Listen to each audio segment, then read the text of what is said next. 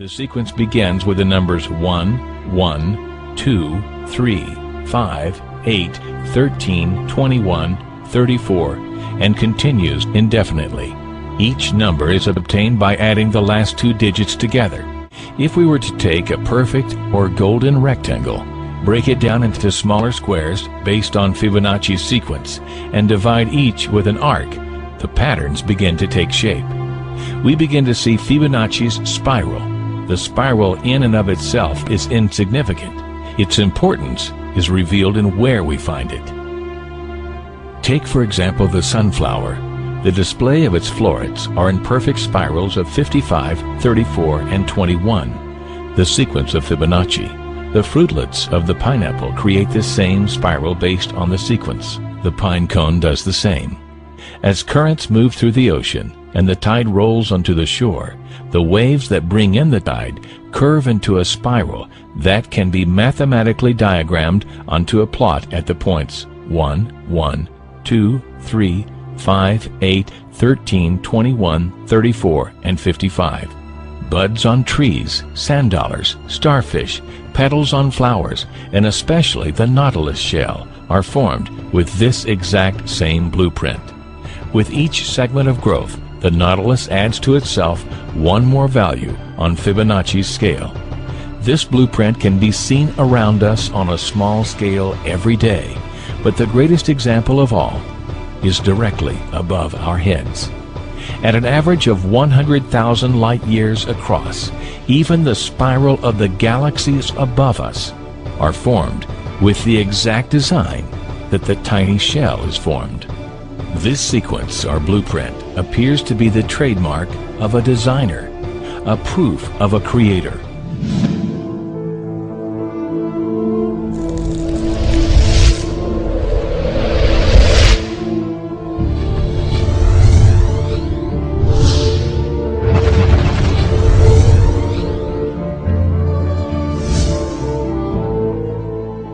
You speak about God.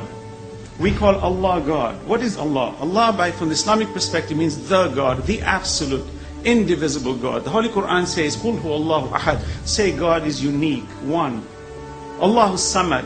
God is independent. Nothing depends. He depends on nothing. Everything depends on Him. Lam yalid. He does not beget, nor is He begotten, nor is He born. This absolute God has no frame of reference.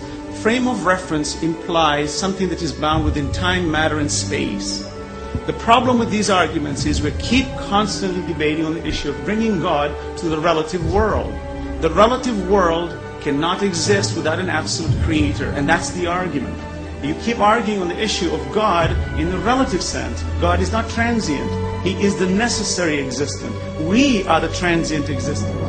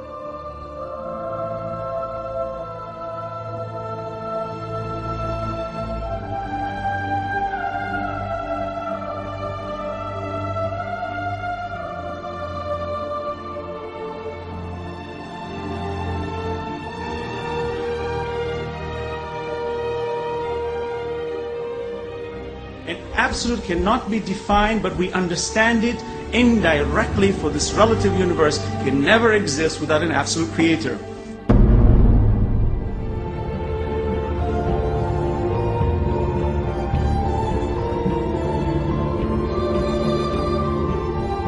Holy Prophet Muhammad is made to say, قُلْ هُوَ اللَّهُ أَحَدٌ. Say, He is God, the one and only. He said, Ahad, one and only. Jesus said, Echad, meaning one and only. Moses said, Echad, meaning one and only. What is the difference? It's the same word, meaning the same thing.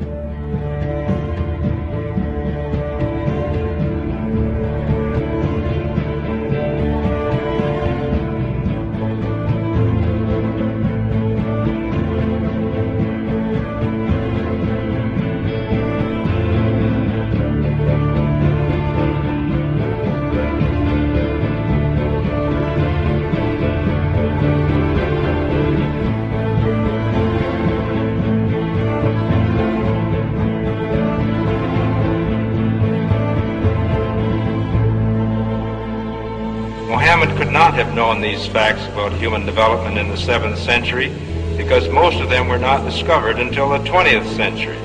Muslims and others are justified in concluding that these facts could only have been revealed to Muhammad by the one who knows all about us, not only about how we developed, but how we live and function. The unity of these three faiths consists in the unity of God. You see, in the fundamentals of the teachings of Moses, Jesus, and Muhammad, there is not an iota of difference.